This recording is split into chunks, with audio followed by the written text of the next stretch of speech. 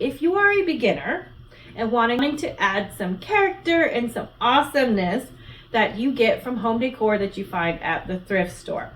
So I know I said these are beginner tips, but these tips can also be used if you're a veteran as well, because everybody does it different, and I'm just sharing what my process is. Well, hey, y'all, welcome to the Wooden Butterfly. If you love a great transformation and a lot of color, then you're in the right place. Hit that subscribe button.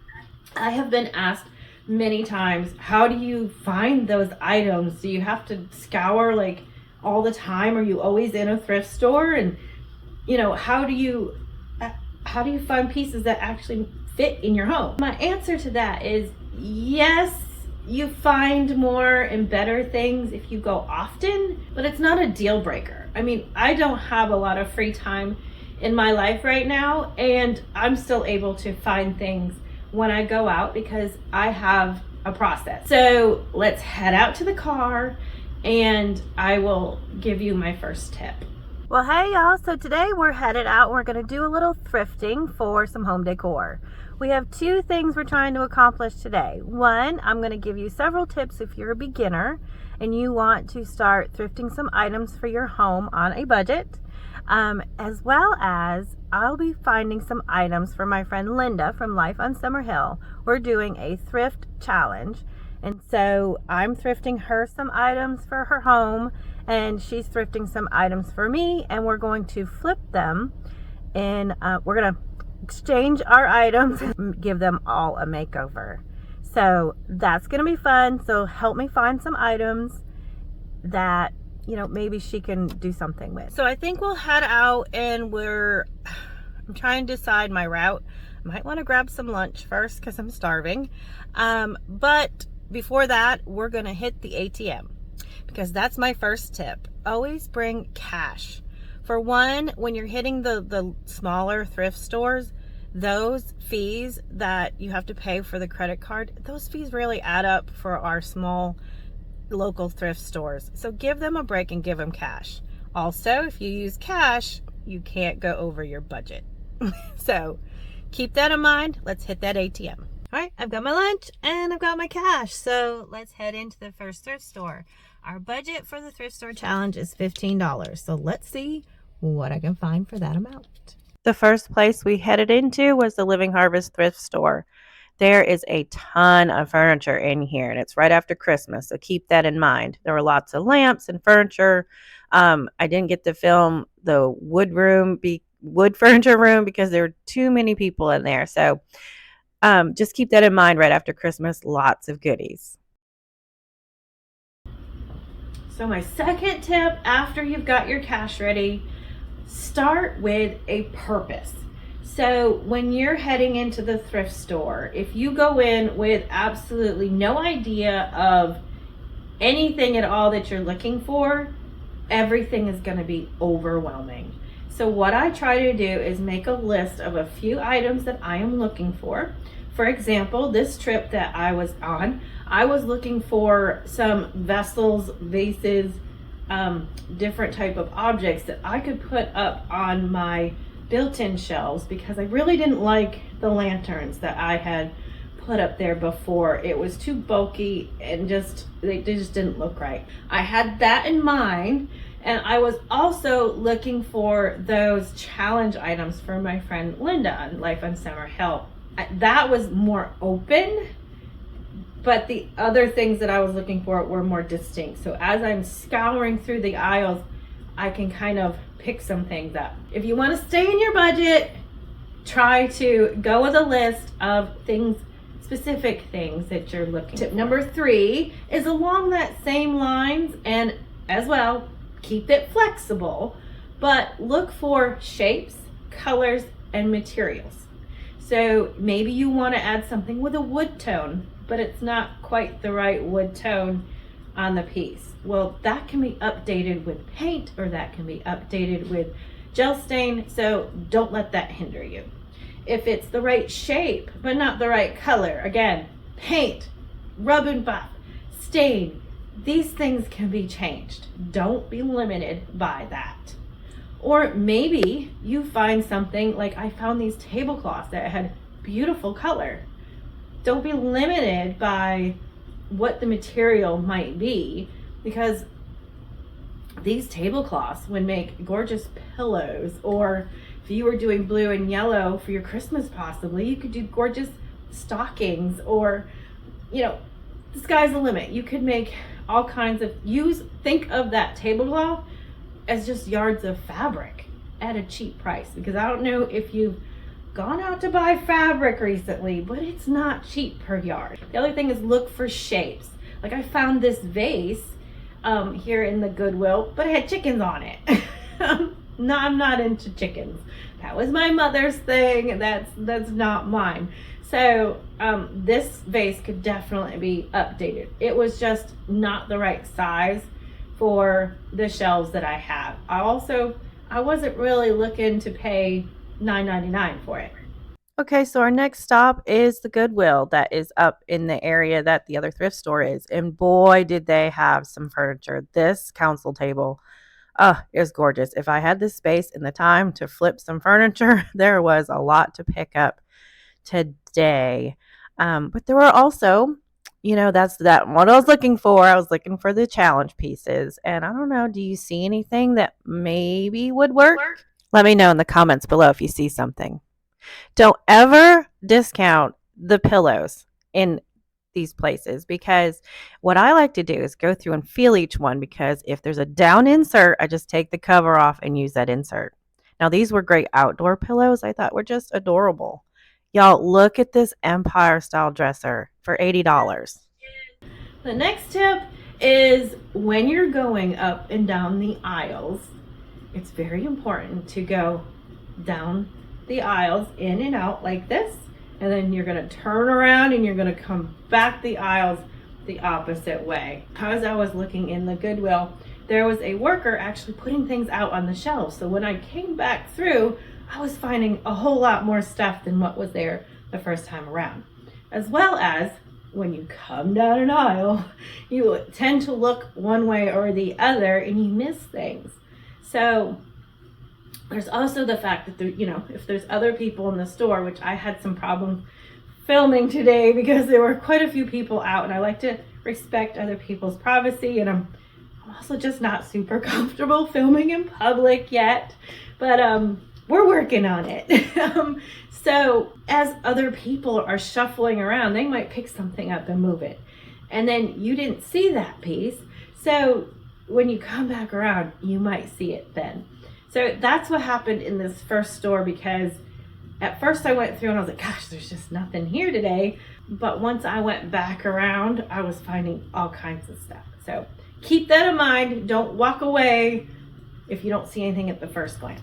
And the next tip that I have is that don't discount the chain thrift stores like your Goodwill or your Salvation Army.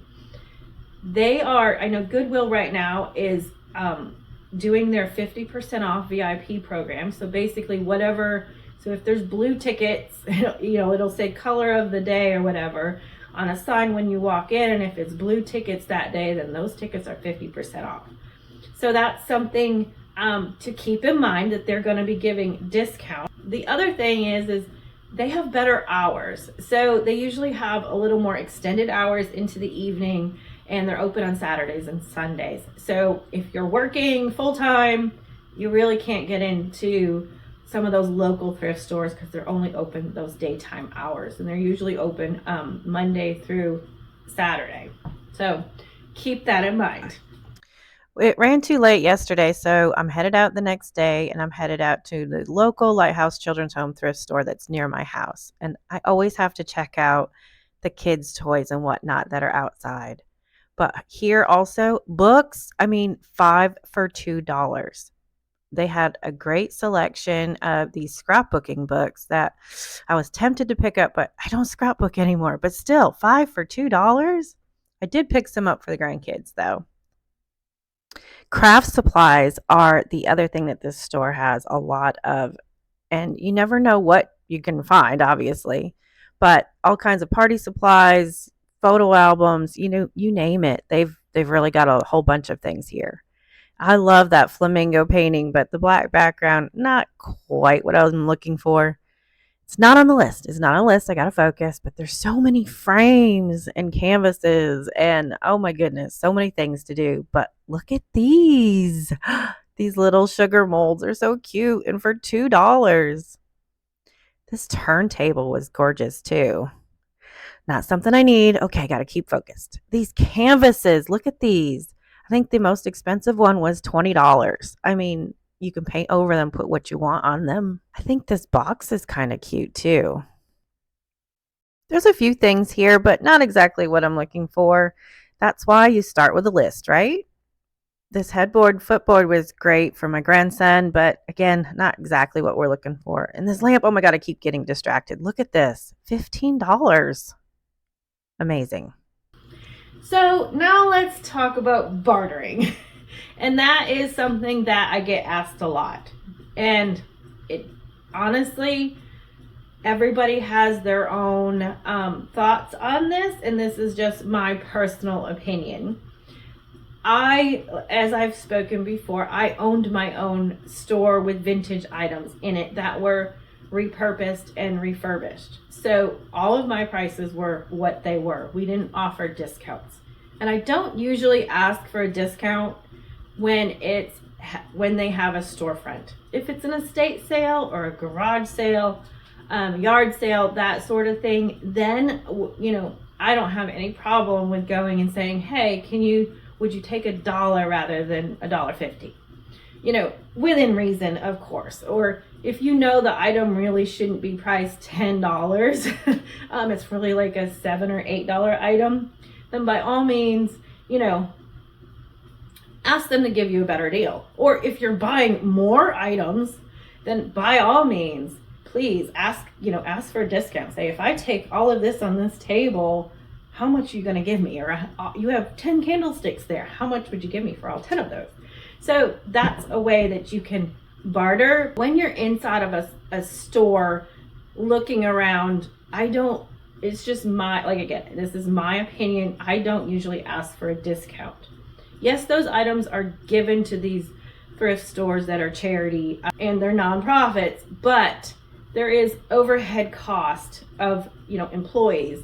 Real estate in our area is, commercial renting is really, really expensive in my area. And, you get your utility bills and things of that nature as well. And then you have credit card fees. Again, bring that cash. All of those things add up and take away from the purpose that those thrift stores are there for. So a lot of these smaller thrift stores, like the one that I went to last, was for the Lighthouse Children's Home. So all of their profits go to fund the children's home that is there on property. And so if I'm going in there asking for less for something, then that's less profit that actually goes to the ministry. So if you think about it from that perspective, it kind of makes more sense. So that's my tips for a beginner, a thrifter who's trying to find some really unique, awesome items for their home. So let's now dig into the haul, okay? Let's dig into what I actually found. So I had a $20 budget or $25 budget. So I think I went over. I'm not sure. But we're gonna add it up and we're gonna see. The first item I found was this vase. This silver, but I love the shape of it, and it has this shell kind of look to it, and I have a semi-coastal theme, so it goes with it. Like I like to infer that it's coastal, but it isn't all starfish, if that makes sense. And then I found this awesome shell planter that we're going to zhuzh up and make nice and awesome. And then I also found this awesome plate. I have a old window that doesn't have the glass in it anymore. And originally I had put corkboard behind each pane, and then painted it, and it hung in my kitchen for a while. But now that I've redone it, I kind of want to take all that corkboard out and put a plate, a vintage plate, in each one of the panes. So that's what I'm going to do with this. And since there was only one, it was $2. I also got this awesome little jar Again, like I said, they were bringing stuff out as I was shopping, and this is one of those things. I just thought with maybe some rub and buff up here, we could change the color of this and put some shells or something in there. I just said that there aren't seashells and starfish everywhere, but there are hints of it in places. So I just thought this would be pretty on those shelves or maybe somewhere else in my home. And then the last thrift store. Didn't need these whatsoever, but they were $2. And they're these gorgeous little, I guess they're sugar molds or butter molds or replicas, I guess you could say. I'm probably going to use clay in them. I think they'll be so cute. This is a Santa, and this is a bunny rabbit. So we'll be getting ready for Easter here soon. They also have books, 5 for $2. So I found all these children's books for my grandkids. A nice board book. We're in Florida, and my family are Gator fans.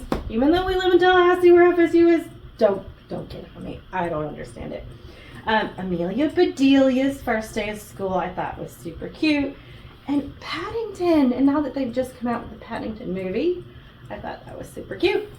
And because I needed 5 books, I didn't find another children's book, I picked my son up this Ultimate Trivia book.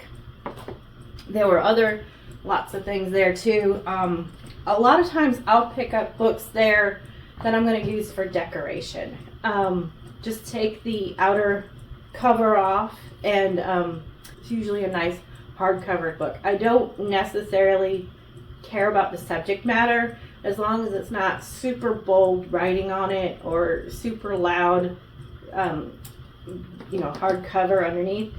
I picked those up and used those for. The last thing I got was this magazine rack. I didn't need it. I don't know what I'm going to do with it just yet. And this is what put me over budget. But I don't know. There was just something about it. I just thought I needed it. So we're gonna think about this one. I think it's gonna live here by my desk with some books in it. All right, did you enjoy those thrifting tips? Like I said, yes, I labeled it as a beginner, as if you've never thrifted before, but I've always wanted to. But like I said, everybody does it different. So you may have picked up on some things. This is just my process. And so I thought I would share it so that, we all can benefit. Now, like I said in the beginning, we have that thrift challenge with Linda from Life on Summer Hill, and that's the video coming up next.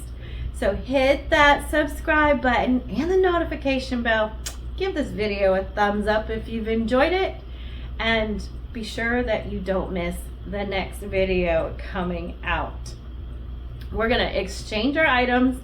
She's gonna give me the items that she picked up, and we're gonna give them a transformation.